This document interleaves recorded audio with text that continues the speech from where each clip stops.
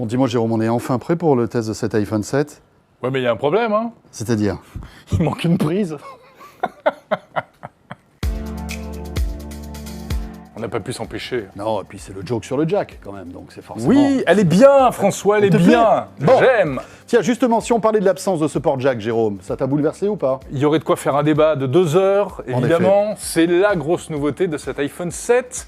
Bah franchement, moi, je ne vais pas le pleurer. Oui, bah si vous avez l'habitude, en tout cas, d'écouter la musique via Bluetooth, vous ne vous poserez même pas la question. En revanche, c'est vrai que si vous aviez votre petit kit main libre branché sur votre téléphone, bah, il va falloir changer d'habitude et par exemple à mettre le petit adaptateur qui est livré avec l'iPhone 7, hein, puisque vous avez un adaptateur port jack Lightning. Ou bien acheter des oreillettes Bluetooth en option, Apple ou autre marque.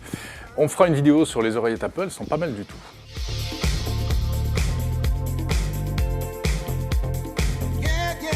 Et on commence le tour du propriétaire de cet iPhone 7 par son design qui, il est vrai, n'est pas révolutionnaire. Hein. De dos vu de loin, on dirait un iPhone 6S. Oui, mais enfin, quand on s'approche, eh ben, c'est pas la même chose, puisque cette fois, le dos est entièrement lisse, disparition des 2 traits en haut et en bas qu'on avait sur le précédent modèle.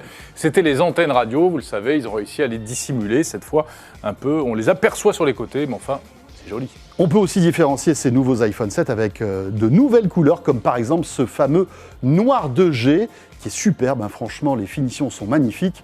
Le problème, Jérôme, c'est qu'à mon avis, les traces de doigts là-dessus, ça va être un carnage. Et je suis d'accord avec toi, les traces de doigts, c'est une horreur. Et puis en plus, moi, je ne suis pas convaincu. C'est censé être le haut de gamme, mais je trouve que ça fait un côté un peu plastique qui me rappelle d'anciens smartphones. J'adore pas. Et puis en plus, dernière chose, autant vous dire que votre iPhone 7, si vous le prenez en noir 2G, va s'abîmer à la vitesse grand V, parce que là, un petit coup de clé sur le dessus, il y aura une rayure, c'est sûr. L'une des grosses nouveautés aussi de cet iPhone 7, c'est le bouton Home qui disparaît. Enfin, qui disparaît pas tout à fait. C'est-à-dire qu'il n'est plus physique. Lorsque vous allez appuyer dessus, vous n'allez pas le sentir. Quoique vous allez quand même le sentir, parce qu'il y a ce fameux retour haptique, Jérôme. Ouais, alors moi j'adore. J'adore ça. C'est le même système que sur le pavé tactile de la dernière génération d'ordinateurs d'Apple, des MacBooks. C'est un clic simulé, en fait, grâce à un petit moteur haptique, c'est-à-dire une espèce de petit machin qui vibre à l'intérieur. Vous pouvez d'ailleurs régler le niveau de vibration, d'intensité. C'est très agréable, c'est très moderne. En fait, on a l'impression que c'est toute la partie inférieure qui vibre. Oui, tout à fait. Et moi, je peux te parier que la prochaine génération d'iPhone ou les suivantes, c'est tout l'écran qui vibrera. C'est clair. Et il y a d'ailleurs certaines fonctionnalités qui bénéficient de ce retour haptique. Quand, par exemple, vous réglez le réveil, eh bien, lorsque vous faites défiler la petite horloge, eh bien, vous sentez à chaque fois que vous bougez d'un cran une petite vibration. C'est plutôt réussi. C'est très moderne, c'est très élégant.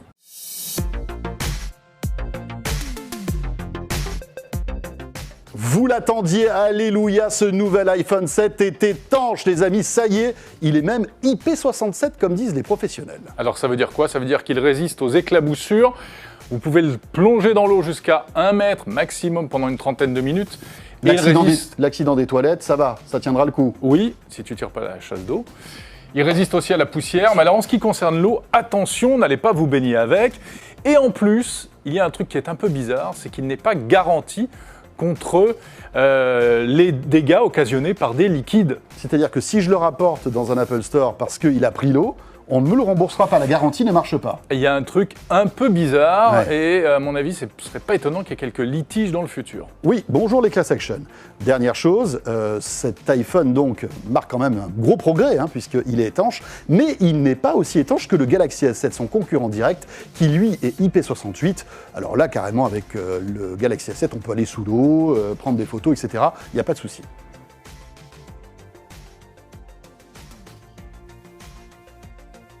Bon, et en ce qui concerne ce qu'on attend le plus de la part d'un smartphone, la puissance et l'autonomie, François? Eh bien, tu sais quoi, Jérôme, c'est pas mal du tout. Pierre Fontaine de la rédaction de ZeroNet nous confirme ça tout de suite. Tout à fait, Apple a réussi à améliorer l'autonomie et les performances grâce notamment à des batteries plus grosses, mais surtout à sa nouvelle puce, l'Apple A10 Fusion, qui embarque 4 cœurs, 2 petits pour les tâches qui demandent peu de puissance et 2 gros pour les tâches qui demandent beaucoup de puissance. Alors, on obtient des scores de performance vraiment significativement supérieurs à la génération précédente, de l'ordre de 30-35% par rapport au 6S. Et puis en termes d'autonomie, on gagne une demi-heure par rapport au 6S pour atteindre l'autonomie qu'on avait enregistrée avec le 6S Plus, pour atteindre 7h48. Donc on n'est pas dans des autonomies mirifiques, mais il y a un vrai progrès. Et on concilie à la fois un beau gain en puissance et une montée en autonomie, ce qui est plutôt encourageant pour la suite, notamment pour le 7 Plus. Voilà, plus de précisions évidemment à lire sur 01net.com.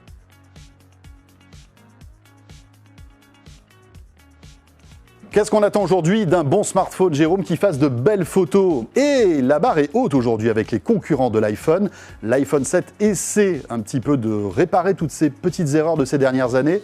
Cet iPhone 7 a toujours un capteur de 12 mégapixels, hein, ça ne bouge pas. Mais qui a été amélioré néanmoins, et surtout il ouvre à 1.8, c'est-à-dire qu'il y a plus de lumière qui va pouvoir rentrer, et on va tout de suite voir le bénéfice, notamment sur les photos en basse luminosité. Alors qu'avant il ouvrait à 2.2, donc il y a une vraie progression. La stabilisation optique arrive aussi sur l'iPhone 7. Rappelez-vous, avant sur l'iPhone 6 et 6S, c'était réservé qu'aux grands modèles. Là, l'iPhone 7 aura donc la stabilisation optique qui permet de faire des vidéos beaucoup plus stables, bien sûr, mais de faire de plus belles photos, surtout en basse luminosité. Au niveau design, regardez au dos de l'appareil, l'objectif est un petit peu plus large, logique. Pour laisser passer la lumière, bien sûr. Mais il est un peu moins proéminent.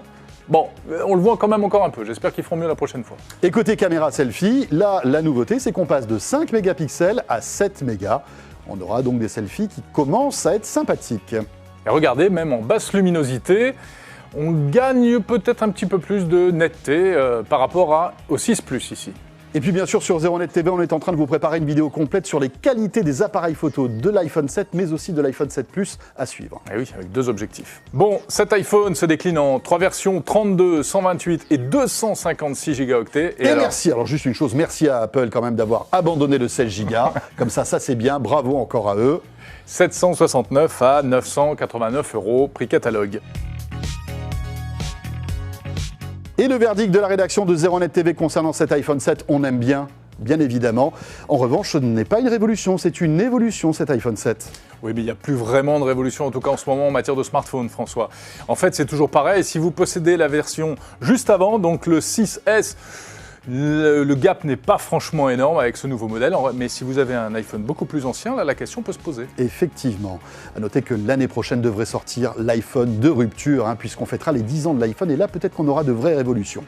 On se retrouve prochainement dans une autre vidéo pour parler en détail du grand modèle, le 7 Plus. Et surtout, si vous nous regardez sur YouTube, sur votre mobile, nouvelle fonctionnalité, vous pouvez maintenant cliquer sur la vidéo ici pour vous abonner à la page de 01net TV. On compte sur vous. À très vite.